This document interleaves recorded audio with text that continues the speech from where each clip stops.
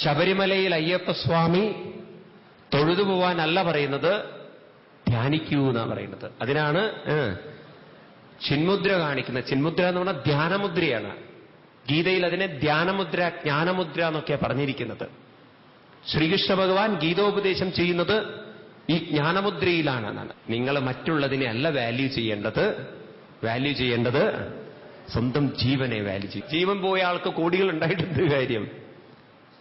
ജീവനുണ്ടോ ഇനിയും കോടികൾ സമ്പാദിക്കാൻ സാധിക്കും.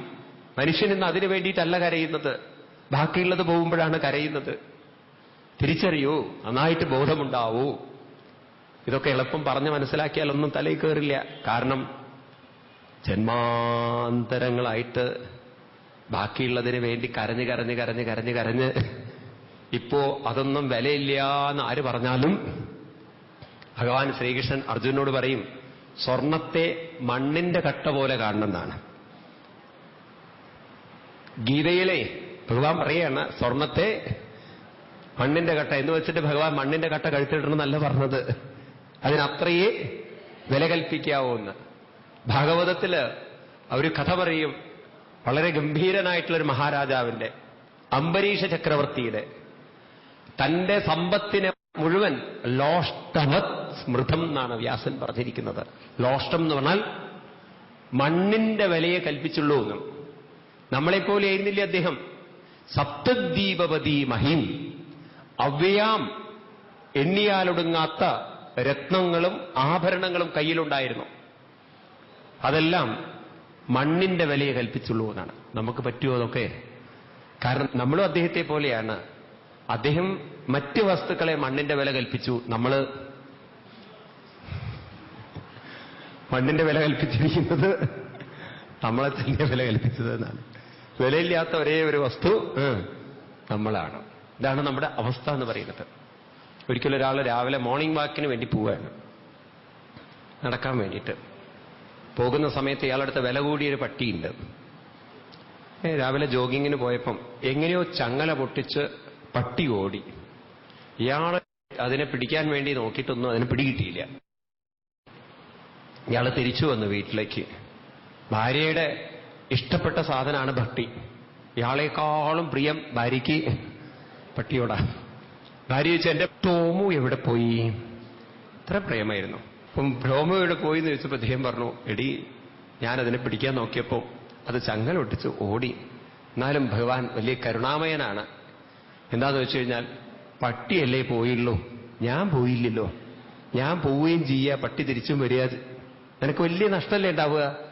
ഇപ്പൊ പട്ടി പോയി, ഞാൻ തിരിച്ചു വന്നു എന്ന് ഭാര്യയോട് പറഞ്ഞപ്പോ ഭാര്യ പറയാണ്, മറിച്ചായിരുന്നെങ്കിൽ എന്റെ ഭഗവാനെ ഞാൻ എത്ര ഭാഗ്യം ചെയ്തവളായിരുന്നു എന്ന്. നിങ്ങൾ പോയാലും കുഴപ്പമില്ല, പട്ടി വന്നാ മതി എന്ന്. ഇതുപോലെ അവനവനെ വിലയില്ലാതെ നമ്മൾ കരുതി ബാക്കിയുള്ളതിനൊക്കെ വില കൽപ്പിച്ച് ഇപ്പോ അതിനു വേണ്ടി കരയാൻ നമുക്ക് സാധിക്കും. നമ്മുടെ ആത്മാവിന് വേണ്ടി, ആ ജീവന് വേണ്ടിയിട്ട് നമുക്ക് സമയം പലർക്കും ഇല്ല എന്ന് പറയാണ്. അങ്ങനെ ജീവിക്കരുത് എന്ന് രാമായണത്തിൽ ലക്ഷ്മണന് ഓർമ്മിപ്പിക്കുകയാണ് ശ്രീരാമൻ. ഏതായാലും ഇതെല്ലാം കേട്ട് വളരെയധികം സന്തോഷമായി പറയണോ. ഇതാർക്ക് ഉപദേശിക്കണം? യഥാർത്ഥ ഭക്തന്മാർക്ക് ഉപദേശിക്കണം. മറ്റുള്ളവരോടൊന്നും പറഞ്ഞിട്ട് കാര്യമില്ല. ദേ വോണ്ട് ലിസൺ പ്രോപ്പർലി എന്നാണ്. അതുകൊണ്ടുണ്ടല്ലോ അധികാരി ഭേദം വെച്ചിട്ടുണ്ട് പണ്ട്. ഭാഗവതത്തിലും നിങ്ങൾക്ക് കാണാം. ഇതെല്ലാവരോടും പറയരുത്. ആരോട് പറഞ്ഞു കൊടുക്കണം? ആർക്കാണോ ജിജ്ഞാസയുള്ളത്, ഇതെല്ലാം അറിയണം, മനസ്സിലാക്കണം, ഇതിലേക്ക് ഉയരണം എന്നെല്ലാം താല്പര്യമുള്ളത്, അവർക്കിതെല്ലാം ഉപദേശിച്ചു കൊടുക്കണം. കാരണം അവരിത് കേട്ടാൽ ജീവിതത്തെ പരിവർത്തനം വരുത്തും. അല്ലാത്തവരിത് കേട്ടാൽ എന്തൊക്കെയോ കേൾക്കണോ, കൂട്ടത്തിൽ ഇതും കേൾക്കണോ എന്ന് പറഞ്ഞ് മൂട് തട്ടി അവർ പോകും. അങ്ങനെ മൂട് തട്ടി പോകുന്നവർക്കിത് പറഞ്ഞു കൊടുക്കരുത് എന്ന് രാമായണത്തിൽ എടുത്തു പറഞ്ഞിരിക്കുന്നു.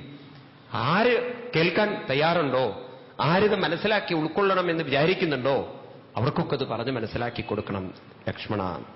അപ്പൊ നമ്മുടെയൊക്കെ ജോലിയുണ്ടല്ലോ, ഇത് മനസ്സിലാക്കിയാൽ മാത്രം പോരാ, ജിജ്ഞാസയുള്ളവർക്കിതെല്ലാം പറഞ്ഞു കൊടുക്കുകയും വേണം. നമ്മൾ കാമത്തിൽ നിന്നും, ലോഭത്തിൽ നിന്നും, ക്രോധത്തിൽ നിന്നും മനസ്സ് മുക്തമായി. അപ്പൊ ശ്രീരാമസ്വാമി 3.25 നാഴിക കൊണ്ട് 14,000 സൈന്യങ്ങളെ തോൽപ്പിച്ചു എന്ന് പറഞ്ഞാൽ ഈ 14,000 എന്നതൊക്കെ ഉണ്ടല്ലോ നമ്മളിലെ ആസുരികമായ ഭാവങ്ങളെയാണ് 14,000 എന്ന് പറയുന്നത്. അസുരന്മാര് രാക്ഷസന്മാരെന്നൊക്കെ പറഞ്ഞാൽ അർത്ഥം ഇന്ദ്രിയങ്ങളിൽ രമിക്കുന്നവരെയാണ് അസുരൻ എന്ന് പറയുന്നത്. അസുവിൽ രമിക്കുന്നവനാരോ അവൻ അസുരൻ. അസു എന്ന് പറഞ്ഞാൽ ഇന്ദ്രിയം. അപ്പൊ 14 എന്നുള്ളത് എന്തിനാ പറയുന്നത്? 14 വിധത്തിലൊക്കെ നമുക്ക് രമിക്കാൻ സാധിക്കും. 14 ലോകങ്ങളുണ്ട് എന്നാണ് വെപ്പ്. 14 ഭുവനങ്ങളുണ്ട്. ഈ 14 ഭുവനങ്ങളിലും രമിക്കാൻ സാധിക്കുന്നവരാണ് ആര്? മനുഷ്യൻ. 10 ഇന്ദ്രിയങ്ങൾ, അത് നമുക്കറിയാം. 4 അന്തഃക്കരണങ്ങളുമുണ്ട്. മനസ്സ്, ബുദ്ധി, ചിത്തം, അഹങ്കാരം. 10ഉം 4ഉം 14. ഇതിൽ മാത്രം ജീവിക്കുന്നവരെ ആയിരിക്കണം രാക്ഷസന്മാരെന്നും അസുരന്മാരെന്നും പറയുന്നത്. ഇതൊക്കെ നിങ്ങൾക്ക് ലേശം മനസ്സിലാവണമെങ്കിൽ നിങ്ങൾ സാംഖ്യയോഗം പഠിച്ചിരിക്കണം. സാംഖ്യയോഗത്തിലാണ് നമ്മളെക്കുറിച്ച് ശരിക്കും നമുക്ക് മനസ്സിലാക്കി തരുന്നത്. പഞ്ചഭൂതങ്ങളിൽ നിന്നുമുണ്ടായ 5 ജ്ഞാനേന്ദ്രിയങ്ങളും 5 കർമ്മേന്ദ്രിയങ്ങളും ഈ ശരീരത്തിന്റെ ബാഹ്യത പറഞ്ഞിട്ട് പറഞ്ഞു. ഈ ശരീരത്തെ ഉണർത്തുന്ന മനസ്സ്, എങ്ങനെ പ്രവർത്തിക്കണമെന്ന് നിശ്ചയിപ്പിക്കുന്ന ബുദ്ധി, ഇതിലുള്ള സംസ്കാരം, ആ സംസ്കാരത്തിൽ പതിഞ്ഞിരിക്കുന്ന ഞാനെന്ന അഹന്ത, അതിനെ ഉള്ളിലുള്ള അവയവമായിട്ട് കണക്കാക്കും. അവയവം എന്ന് പറഞ്ഞാൽ പറയുമ്പോൾ ഈ പറയുന്ന ഒന്നും നിങ്ങൾ അപ്പടി അർത്ഥത്തിലെടുക്കരുത്. അവയവം എന്ന് പറഞ്ഞാൽ ഹാർട്ട് പോലെയുള്ള ഒരു അവയവമല്ല. ഒന്നിനെ ബാഹ്യമായിട്ടുള്ള അവയവമായിട്ടും മറ്റൊന്ന് ആന്തരികാവയവവുമായിട്ട് പറയും. മനസ്സ്, ബുദ്ധി, ചിത്തം, അഹങ്കാരം. ഇപ്പൊ 2 എണ്ണമുണ്ട്. ബാഹ്യകരണവും അന്തഃക്കരണവും. ബാഹ്യകരണങ്ങൾ 10ഉം അന്തഃക്കരണം 4ഉം. ഇതിൽ മാത്രം ജീവിക്കുന്നവരെ രാക്ഷസന്മാരെന്നും അസുരന്മാരും പറയും. ഇപ്പൊ 3.25 നാഴിക കൊണ്ട് അവരെ കൊന്നു എന്ന് പറഞ്ഞു കഴിഞ്ഞാൽ ആത്മശക്തി കൊണ്ട് മാത്രമേ ഇതിനെയെല്ലാം നമ്മുടെ നിയന്ത്രണത്തിലേക്ക് കൊണ്ടുവരാൻ സാധിക്കുകയുള്ളൂ. നമുക്ക് വധിക്കാൻ, നമുക്ക് നിയന്ത്രിച്ച് ഉള്ളിലേക്ക് കൊണ്ടുവരാൻ സാധിക്കുകയുള്ളൂ. രാമ 14,000 രാക്ഷസന്മാരുമായിട്ടുള്ള യുദ്ധം എവിടെയാണ് നടക്കേണ്ടത്? നമ്മുടെ ഓരോരുത്തരുടെയും ഉള്ളിൽ നടക്കേണ്ടതാണ് പറയുന്നത്. ഇങ്ങനെ നോക്കുമ്പോണ്ടല്ലോ രാമായണം മുഴുവൻ നടക്കുന്നത് നമ്മുടെ നിങ്ങൾ സാംഖ്യശാസ്ത്രമൊക്കെ ലേശം പരിചയപ്പെട്ടാലല്ലോ ഓരോന്നും വളരെ ശ്രദ്ധിച്ച വാൽമീകി മഹർഷിയും വ്യാസഭഗവാനും പറഞ്ഞിരിക്കുന്നത്. നമ്മളിതൊക്കെ ഒരു കഥയായിട്ട് ഇങ്ങനെ വായിച്ചു പോവുകയാണ്. ഇത്തമോരോന്ന് ചിന്തിച്ച നേരത്തെ രാമനും തോർത്തില്ല, ലക്ഷ്മണനും തോർത്തില്ല. എന്താ വായിക്കണമെന്ന് നമുക്കും അറിയില്ല. മുത്തശ്ശി ഭാവം മരുമകളോട് പറയാണ്, മോളെ ഒന്ന് ഉറക്ക വായിക്കടി രാമായണം, ചെവിയും കേൾക്കില്ല, കണ്ണും കാണില്ല, പ്രായമില്ലേ. അപ്പൊ മരുമകൾ അങ്ങോട്ട് വായിക്കാൻ തുടങ്ങി. ഇത്തമോരോന്ന് ചിന്തിച്ച് ചത്തുപോകുന്നില്ലോ തള്ളാന്ന്. കാരണം സീരിയലിന് മുടക്കിയിട്ടത് കാണുന്നത്. ഇത്തമോരോന്ന് ചിന്തിച്ച നേരത്ത് രാമനും തോർത്തില്ല, ലക്ഷ്മണനും തോർത്തില്ല. എടി ഒന്ന് നിർത്തടി. ഇത്രയും കാലം ഞാൻ എന്റെ 80 വയസ്സ് കാലത്തോളം വായിച്ചതിലൊന്നും രാമൻ തോർത്തെടുത്ത് പോയിട്ടുണ്ടെന്ന് എഴുതിയിട്ടില്ലല്ലോ. നീ അതെന്താ ഇങ്ങനെയൊക്കെ വായിക്കണതെന്ന് ശ്രദ്ധിച്ച് വായിക്കടിയെന്ന്. അപ്പൊ നോക്കുമ്പോഴെന്താണ്, ഇത്തം അത് ഓർത്ത നേരത്ത് എന്നാണ്. ഉർപ്പണിക വിചാരിച്ച പോലും നടന്നില്ല. കൂടുതൽ വേദനയേറ്റവളായി അവൾ അവിടെ നിന്നും ഓടുകയാണ്. പിന്നെ അവൾ ചെല്ലുന്നത് ലങ്കയിലേക്കാണ്. അവിടെയാണ് അവളുടെ സഹോദരനായ വേറൊരു ഗംഭീരൻ ഇരിക്കുന്നത്, രാവണൻ. ചെന്നിട്ട് കാൽക്കൽ തൊട്ട് വീട് നമസ്കരിച്ചൊക്കെ പറയണ, കണ്ടില്ലേ രാവണ, നിന്റെ സഹോദരിയായിരിക്കുന്ന എന്റെ അവസ്ഥ, നീ ജീവിച്ചിരിക്കെ എനിക്കിങ്ങനെ ഒരു ദുര്യോഗം വന്നല്ലോ, നീയാണല്ലോ എന്നെ ഇങ്ങനെ ആക്കിയത് എന്നൊക്കെ പറഞ്ഞു. രാവണനോട് കോപം വന്നു. ഞാൻ വല്ലതും ആക്കിയോ നിങ്ങളെ? ആര് പറഞ്ഞു?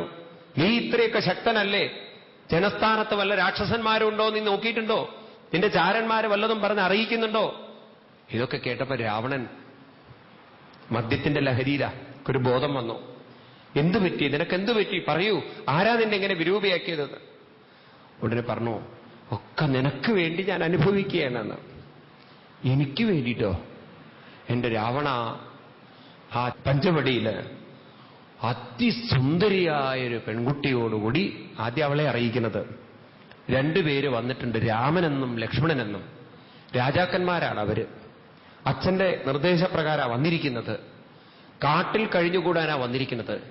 പക്ഷെ ആ കുട്ടിയെ കണ്ടപ്പോണ്ടല്ലോ എനിക്ക് തോന്നി ഇവള് നിന്നോടേ ചേരുള്ളൂ എന്ന്. നിനക്ക് വേണ്ടി ഞാൻ അവളെ യാചിക്കാൻ പോയി. അവര് രണ്ടുപേരും കൂടി ചേർന്ന് എന്റെ കണ്ണും മൂക്കും മുലയൊക്കെ ചെത്തിക്കളഞ്ഞ് എന്നെ ഇങ്ങനെയാക്കി. നീ ജീവിച്ചിരിക്കെ എനിക്കിങ്ങനെ ഒരു ഗതി വന്നില്ലേ എന്ന്. രാവണൻ അത് കേട്ടതും ഇവിടെ കണ്ണും മൂക്കൊന്നും പോയതല്ല രാവണന് വിഷയമായത്. അങ്ങനെ ഒരു പാർട്ടി ഉണ്ടെങ്കിൽ അതൊന്ന് നോക്കണല്ലോ എന്നാണ്. രാവണനിപ്പം സീതയെക്കുറിച്ച് വർണ്ണന കേട്ടപ്പോ തോന്നി നവീൻ അത്ര സുന്ദരിയാണെങ്കിൽ ഒന്ന് അനുഭവിക്കണമെന്ന്. ആ ഒരു മോഹം ഉള്ളിലേക്ക് കയറി. അങ്ങനെ രാവണനെ പ്രലോഭിപ്പിക്കാൻ ആർക്ക് സാധിച്ചു? ശൂർപ്പണഖയ്ക്ക് സാധിച്ചു. എന്നാ ഇപ്പം തന്നെ പോയി അവനെ കൊന്ന് അവളെ കൊണ്ടുവരാലോ. ചെല്ലേ വേണ്ടു. 14,000 സൈന്യങ്ങളെ കൊന്നത്. നിന്റെ ഖരനും ദൂഷണമൊക്കെ കൊല്ലപ്പെട്ടു. ഇത് കേട്ടപ്പോ രാവണന് മനസ്സിലായി ആളിത്തിരി കേമനാ തോന്നണം. എന്നാ പിന്നെ ചതിപ്രയോഗത്തിലൂടെ കൊണ്ടുവരണമെന്ന്. ആരാപ്പ തന്നെ സഹായിക്കാനുള്ളത്? പൊതുവെ കല്യാണങ്ങളൊക്കെ നടത്തി കൊടുക്കാൻ സഹായിക്കുക അമ്മാവന്മാരാണല്ലോ. അതുകൊണ്ടായിരിക്കാം രാവണനും ഇത്തരത്തിലുള്ളൊരു കല്യാണത്തിന് അല്ലെങ്കിൽ ചതിക്ക് കൂട്ട് പിടിക്കാൻ നിശ്ചയിച്ചത് അമ്മാവന്മാരെയാണ്. അപ്പൊ അദ്ദേഹത്തിന്റെ അമ്മാവന്റെ പേരായിരുന്നു മാരീചൻ. അപ്പൊ നേരെ മാരീചന്റെ അടുത്തേക്ക് പോവാണ്. മാരീചനാണെങ്കിലോ മാരേജ് ഒന്നും ചെയ്യാതെ തപസ്സായിട്ട് അങ്ങനെ കഴിഞ്ഞുകൂടിയതാണ്. രാവണനെ കണ്ടതും ആദരവോടെ സ്വീകരിച്ചിരുത്തി. ഓ, എന്തൊക്കെയാണ് രാവണ വിശേഷങ്ങള്? സുഖം തന്നെയല്ലേ? ഈ വഴിക്കൊന്നും വരാറില്ലല്ലോ എന്ന്. കുറച്ച് ദിവസമായി അമ്മാവനെ ഒന്ന് കാണണമെന്ന് വിചാരിച്ചിട്ട്. ഓ, എന്താവോ പെട്ടെന്ന് ഇപ്പൊ അമ്മാവനോടൊരു സ്നേഹം? അമ്മാവൻ വിചാരിച്ചാൽ ഏത് കാര്യം നടത്തിത്തരാൻ പറ്റുന്നു. എന്താവോ ഇപ്പൊ അമ്മാവനെ കൊണ്ട് നടത്തേണ്ട ഒരു കാര്യം? നല്ല കാര്യങ്ങളാണെങ്കിൽ നടത്തിത്തരാം. നിനക്ക് വേണ്ടി എന്ത് വേണമെങ്കിൽ ചെയ്യാൻ എനിക്ക് ഇഷ്ടമേ ഉള്ളൂ. പക്ഷെ നല്ലതായിരിക്കണം എന്ന് മാത്രം. അമ്മാവൻ ഇത്രയും ചെയ്യേണ്ടതുള്ളൂ.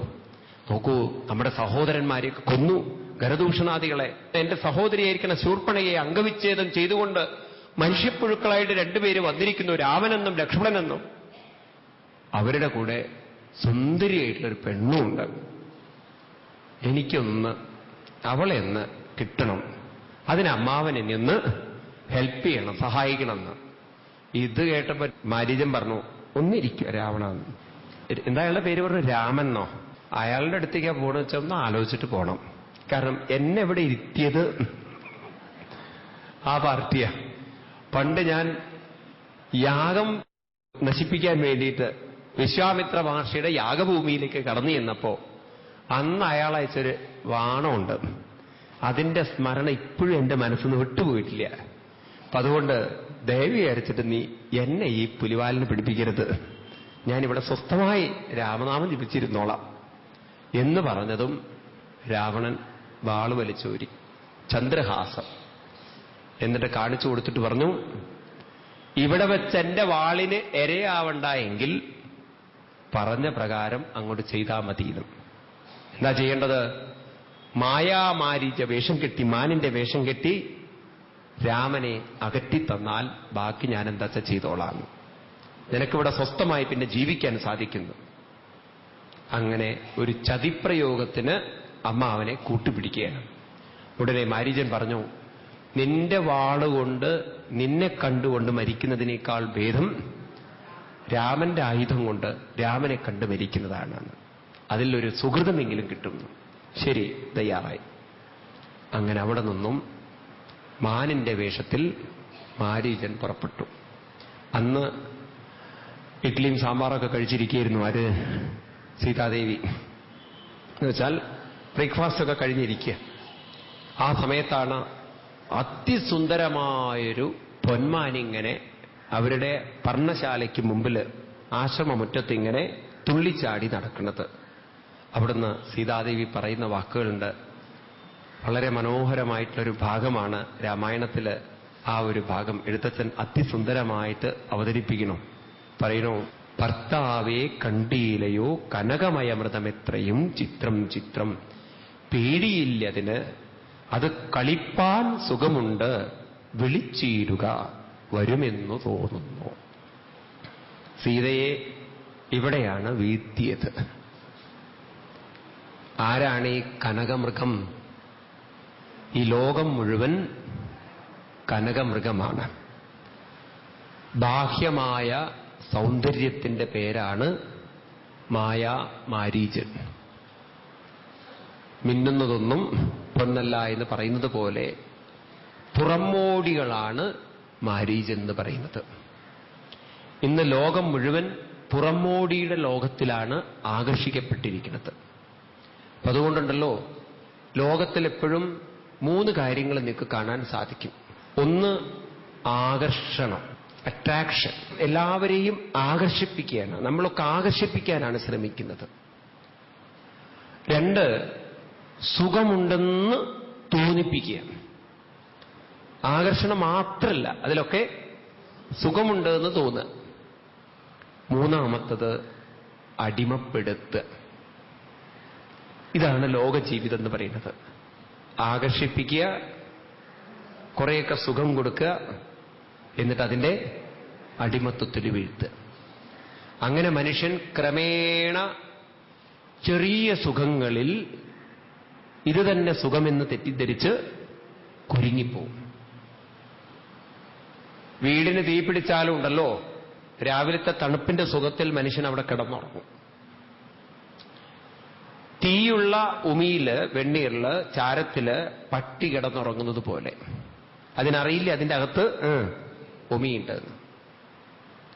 പണ്ടൊരു കഥ പറഞ്ഞ് കേട്ടിട്ടുണ്ട്, നമ്മുടെയൊക്കെ കുട്ടിക്കാലത്ത് കേൾക്കുന്ന കഥയാണ്. ഒരു പട്ടി ഇങ്ങനെ അലഞ്ഞു തിരിഞ്ഞ് നടക്കുന്ന സമയത്ത് അതിനൊരു എല്ലിൻ കഷ്ണം കിട്ടിയെന്നാണ്.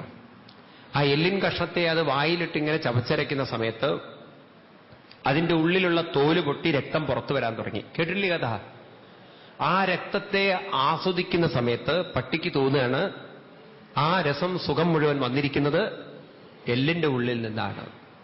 ഇതുപോലെ നമ്മൾ ഓരോ എല്ലിൻ കഷ്ണമാണ് ടിവിയും, ഓരോന്നോരോന്ന് അതിങ്ങനെ വായിലിട്ടിട്ട് നമ്മൾ ഇരിക്കുമ്പോൾ നമുക്ക് തോന്നുന്നു ഇത് തന്നെയാണ് സുഖം, ഇത് തന്നെയാണ് സുഖം, ഇത് തന്നെയാണ് സുഖം എന്ന്. ഇങ്ങനെ ഓരോ സാധനങ്ങൾ.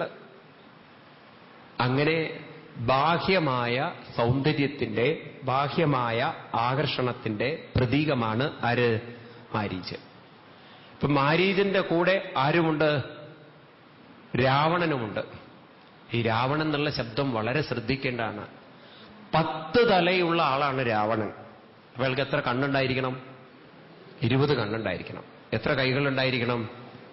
20 കൈകളുണ്ടായിരിക്കണം. അപ്പോ 10 തലയും 20 കണ്ണും 20 കൈകളുമുള്ളൊരു ആള്. രാമായണത്തിൽ ഇങ്ങനെയൊരു ചിത്രം വച്ചിരിക്കുന്നത് അങ്ങനെയുള്ളൊരു 10 തലയുള്ളൊരു മനുഷ്യനായിട്ടാവില്ല. എന്താണ് ഈ 10 തലകൾ എന്ന് പറഞ്ഞാൽ? 10 തലകളുടെ ശക്തി അയാളിലുണ്ട്. ശക്തിയാണ്.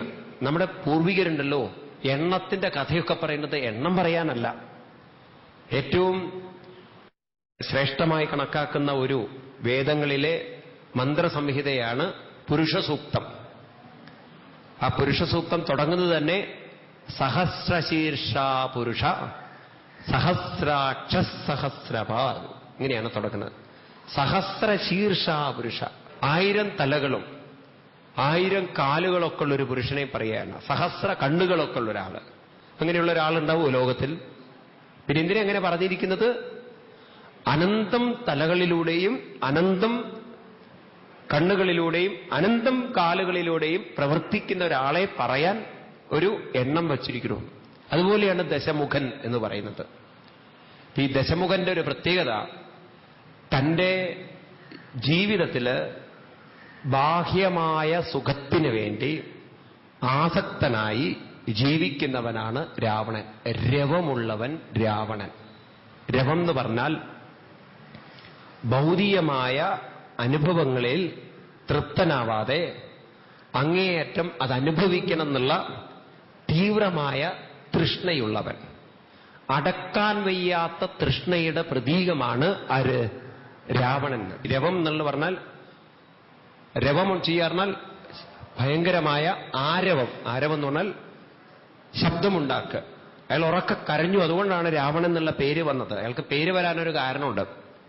അയാളുടെ ശരിക്കുള്ള പേര് ദശകണ്ഠൻ ദശമുഖൻ എന്നാണ്. കൈലാസപർവ്വതം ഒരിക്കലെടുത്ത് ഇളക്കിയത്രേ. അപ്പൊ ഭഗവാനെ പിടിച്ചിളക്കിയ സമയത്ത് അടിത്തട്ടിൽ കൈവച്ചിട്ടാണ് പിടിക്കുന്നത്. അപ്പൊ അത് പൊക്കിയ സമയത്ത് പരമശിവൻ കാലൊന്ന് ഊന്നിന്നാണ്. അപ്പൊ കൈ അതിൽ കുടുങ്ങിയപ്പോ ഉച്ചത്തിൽ കരഞ്ഞപ്പോ പേര് കൊടുത്തു പരമശിവൻ. എന്ത്? രാവണൻ. ഉറക്കെ കരഞ്ഞു എന്നാണ്. ബാഹ്യമായ സുഖങ്ങൾക്ക് വേണ്ടി മറ്റൊരാളെ ഉപദ്രവിക്കാൻ, വേദനിപ്പിക്കാൻ മടിക്കാത്തവൻ എന്നർത്ഥം. മറ്റൊരാളെ വേദനിപ്പിച്ചുകൊണ്ടും കാമത്തെ പിടിച്ചടക്കുന്നവനെയാണ്. അതിന് മറ്റൊരു പേര് പറഞ്ഞാൽ മൃഗീയ തൃഷ്ണ. തന്റെ ശക്തി മുഴുവൻ മൃഗീയ തൃഷ്ണകൾക്ക് ഉപയോഗിക്കുന്നവരാണ് ആര്? രാവണന്മാര്. നിങ്ങൾ വിചാരിക്കേണ്ട ഇതൊരു കഥാപാത്രമാണെന്ന്. എല്ലാവരുടെ ഉള്ളിലും ഒരു മൃഗീയ തൃഷ്ണ ഉറങ്ങിക്കിടക്കുന്നുണ്ട്.